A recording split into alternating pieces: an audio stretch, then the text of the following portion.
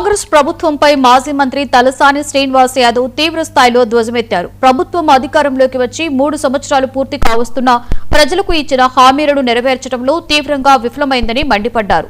రైతు భరోసా, కౌలు రైతులకు ఆర్థిక సహాయం, ఆడపడుచుల పెళ్లికి తులం బంగారం, విద్యార్థులకు స్కూటీలు ఇస్తామని చెప్పి మోసపూరిత వాగ్దానాలతో అధికారంలోకి వచ్చారని విమర్శించారు.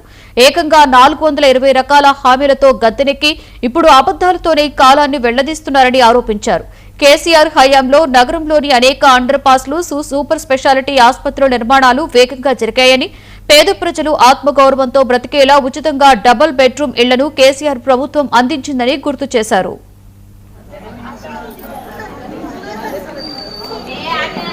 ప్రజల కోసం గొంతెత్తేటువంటి ప్రతిపక్ష పార్టీగా, ప్రధానమైనటువంటి పార్టీగా, గతంలో ప్రభుత్వాన్ని పరిపాలించినటువంటి పార్టీగా మేముంటే హౌస్ అరెస్టులు చేయడం, రోడ్ల మీదకి వెళ్తే అరెస్టులు చేయడం, ఇది ఎటువంటి పాలన చూస్తాం.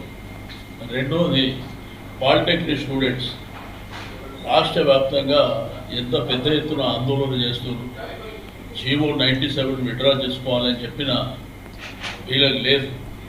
రోజు ఆ పార్టీలో పంచాయతీలు తప్ప వాళ్ళకున్న ఇంటర్నల్ పాలిటిక్స్ని అంతా మరి బహిర్గతం చేసుకోవడం, తద్వారా ప్రజలకు ఉన్నటువంటి అనేకమైనటువంటి సమస్యల విషయంలో పట్టింపులు లేవు.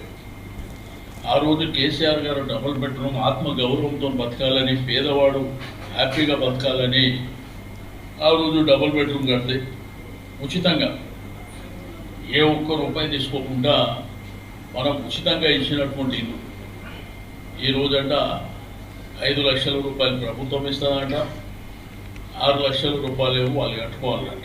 దాంట్లో మీరు ఇచ్చింది ఏంటి?